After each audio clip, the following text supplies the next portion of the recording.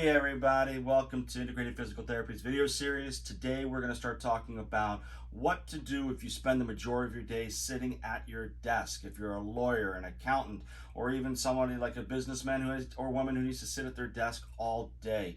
We're going to go through a few exercises today to help you out. But before you do that, make sure you visit our YouTube channel at Integrated Physical Therapy. Click that bell to make sure you get the newest videos as we release them.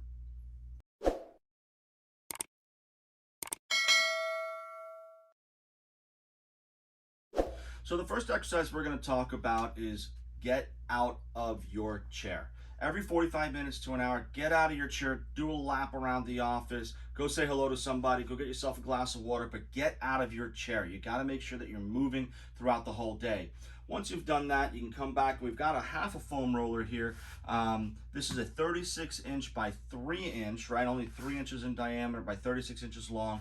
And Brittany's going to come lay back on this for us. And we want to make sure that we're sitting on top of it so that the tailbone to the top of the head is supported.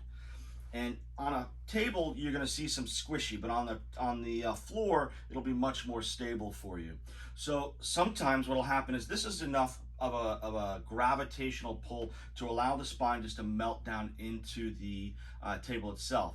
What you can also do is then turn your palms upright, which is what Brittany's just done. And if this is too easy, what you can do is even move your arms a little bit out to the sides. Now, what you want to be able to do is make sure that you're not arching in your low back. If you're increasing the space in this low back, that means you bring your arms back down and soften your body and wait until gravity pulls you further down into the table or into the roller itself.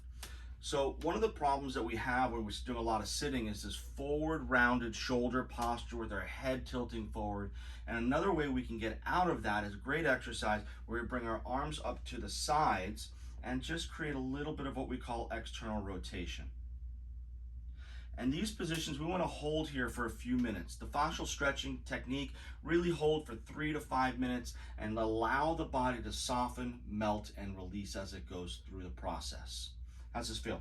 Amazing, and I feel a really good opening throughout the front of the chest.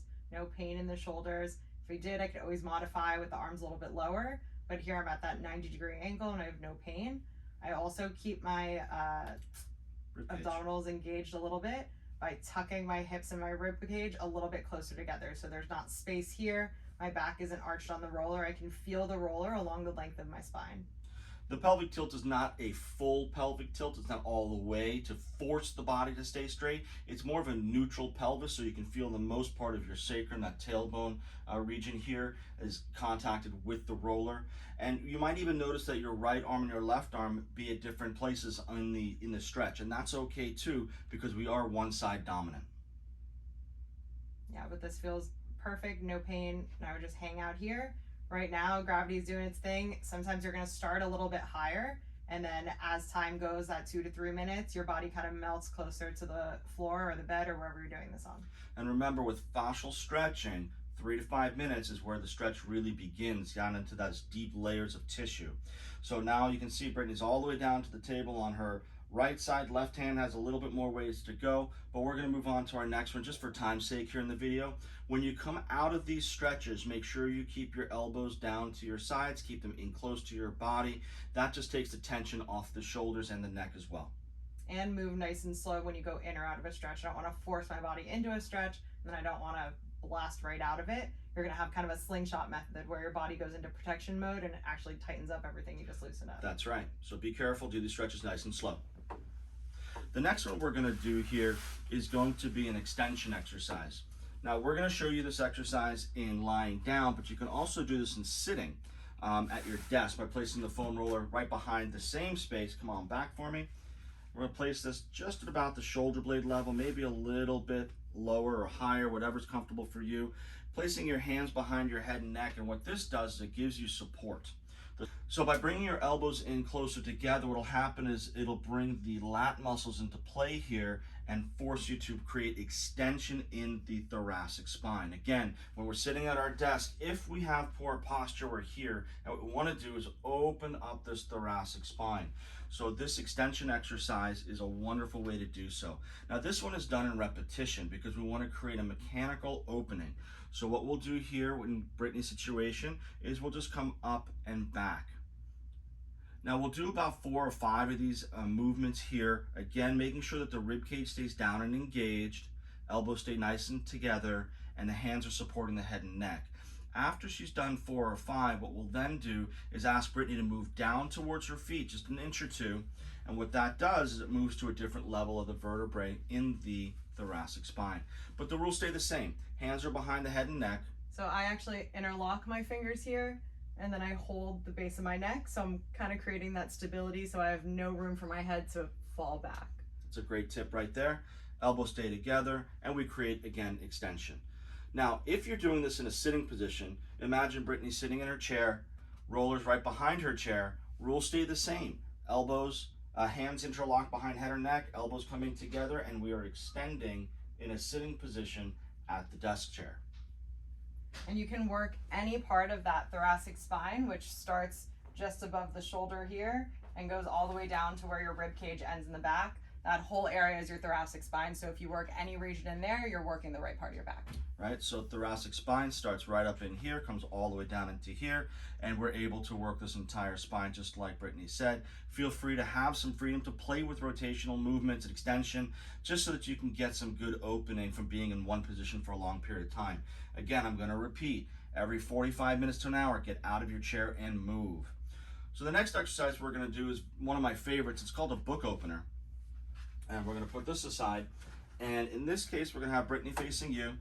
And what I really like about the book opener is that it can be done in many different ways. So what Brittany's done is she's brought her top leg forward and placed the knee on in this case, the table. For you, you might do this on the floor. And this is a great tactile cue to make sure that this stays here so that when you do your rotation, the rotation really happens above the hips. So in this case, we're going to have Brittany reach her arms out in front, and we're going to have 2 parts of this exercise. The first part is this top arm is going to reach up in an arc all the way up and over. As this arm is reaching up and over, the other arm, in this case her right arm, is reaching forward, in this case towards you. So that rotation happens actually with the arm reaching forward. Her eyes will always follow the hand that reaches back behind her. Now Brittany's got great range of motion, and this wall's creating a bit of an impediment for her, but what we're going to try to do is reach fingertip to fingertip, reaching the right arm forward, the left arm rotates behind her. This top knee stays down on the table the whole time. Rotation happens throughout the trunk. We're going to repeat this motion 10, 15 times. Again, we do not have to achieve full range of motion on the first one. Maybe you go halfway, and then you go 3/4 way, and then you go a little bit more, and then eventually after 5 or 7 repetitions, you've reached all the way across through that range of motion. Remember that rotation happens in 2 parts. Not only is it happening on the top arm rotating through the torso, it's also happening on this right arm that is reaching forward. That reach forward is what really allows for rotation to happen throughout the column of the spine. Brittany's doing a great job through here. Eyeballs are following the upper hand. And sometimes you'll find that the limitation isn't even from that mid back. So maybe you're able to go all the way here with your arm, but your neck gets stuck here. I want you guys to try and just go to where both are allowed to follow. So if your neck stops here, then your arm starts here for their first few repetitions. As it loosens up and your head can follow your hand, then you can go a little bit further. That's right. And if you have shoulder problems, if this is an issue for you, another thing that you can do is with a top hand, draw the top hand along the bottom hand, bending the elbow. This is a nice way to remove any type of shoulder issues through that problem. Allow your hand to roll right across the arm, across the top of the chest, leading with the elbow. You'll achieve a very similar range of motion and take out any painful issues that you might have in the shoulder. And then even from here, you can start bringing that arm out from a bent elbow at the end of the range.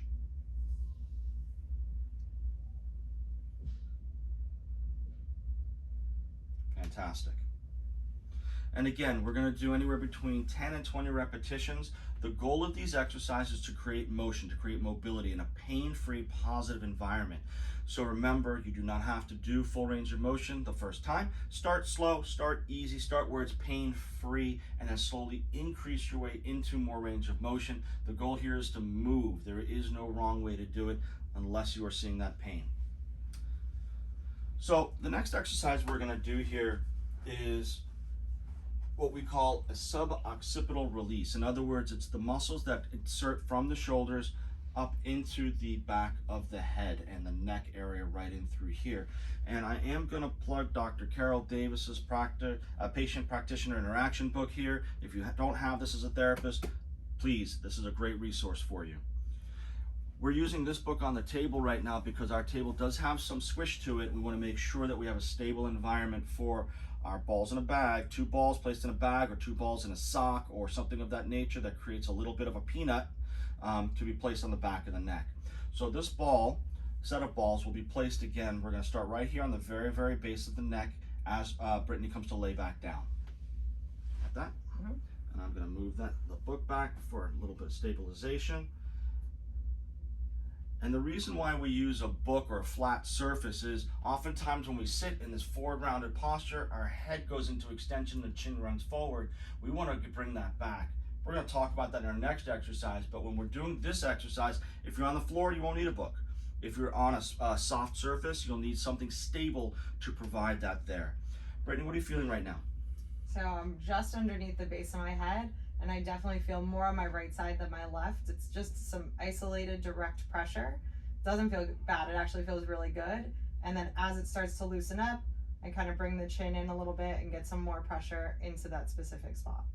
And we're going to hold this. This again becomes a myofascial release stretch. We're going to hold it for a minimum of 3 to 5 minutes. Remember, if you're doing a fascial stretch versus an eccentric stretch or any other types of stretches that are out there, myofascial stretching starts at the 3 to 5 minute barrier. That's when tissue starts to open up and you start seeing physiological change. And in this case, we're going to allow Brittany just to kind of hang out here. This is a great exercise to do when you're just kind of hanging out. You've got a little bit of extra time. You can sit down in your office on the floor, place the balls behind your neck. It's just nice to take a break, a meditative break, and go through here. Now, just like we did on the foam roller earlier, once we've done 3 to 5 minutes of release here, we can move the ball to another area of the spine that feels that it needs to be there. So if you have good intuition and good awareness within your body, you'll notice that once release happens in one area, you might feel it in another area. So Brittany, at your own convenience here, go ahead and move that set of balls one or two segments lower. And here we are again. Now, one thing that we are avoiding, especially by using the book here, is that jutting of the neck forward, creating that extension. So if you find yourself with the balls too low and you're arching your head back, that's not what we want here. We want to make sure that the balls are in a position where the neck is elongated and chin is tucked. And having the bag that comes with the balls gives some traction so it doesn't slide.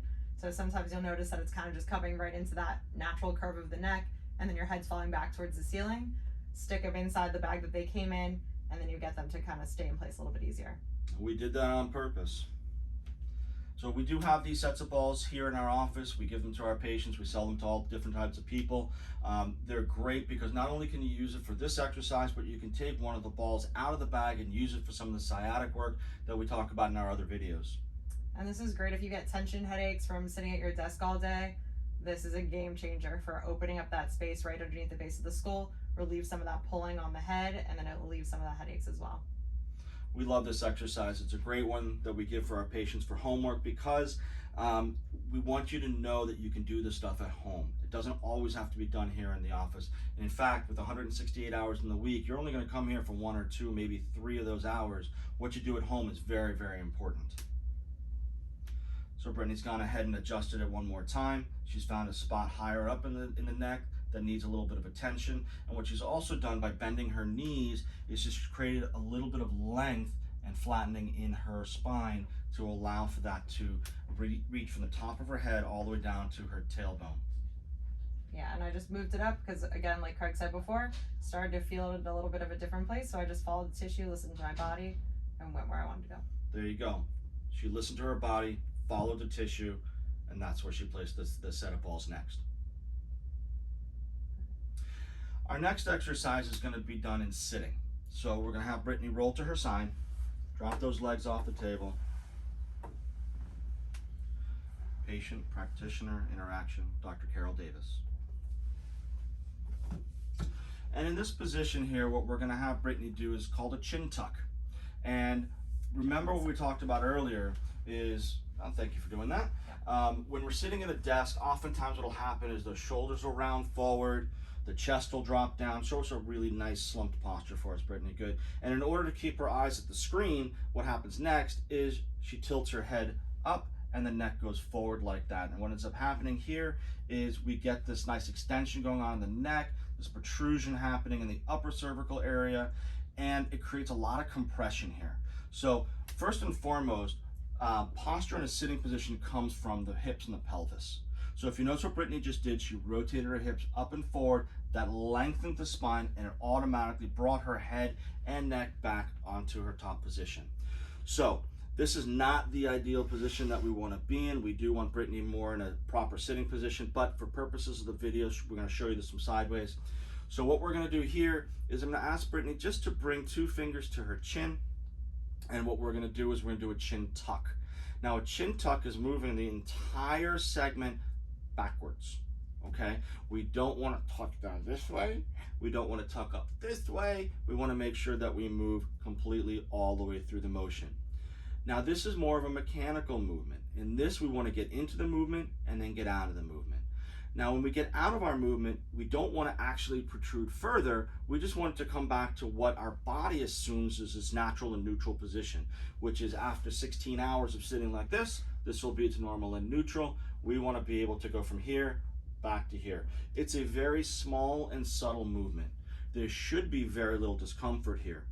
Again, if there is any discomfort, we want to make sure that we go to the edge of that discomfort, not through it. After a few repetitions, you'll be able to increase that range until it's natural and neutral. And what we look for, that plumb line, is the ears above the shoulders, shoulders above the hips, hips above the ankles. And again, not the greatest position in the world, but for purposes of the video, we just want to show you how to get this one done. And it's kind of like my head's on a sliding board. So the bottom of my chin, bridge of my nose, everything stays parallel to the ground. And as I'm coming back, I'm just coming directly back. My eyes are staying facing forward. Like Craig said, we're not coming down, we're not coming up. So you want to make sure to keep that head nice and lined up. That's a great visual of a sliding board. Now the exercises that we're showing you in these videos, these are introductory exercises that you can definitely start doing at home. We always want you to get the evaluation of a professional before you start doing these to make sure that they are right for you. These are generalized videos to help get you out of initial discomfort, but we want to make sure that we get to the root cause of your issues. The best way to do that is to get an evaluation from one of our therapists here at Integrated Physical Therapy, and we can definitely help you through whatever journey that you're going through right now.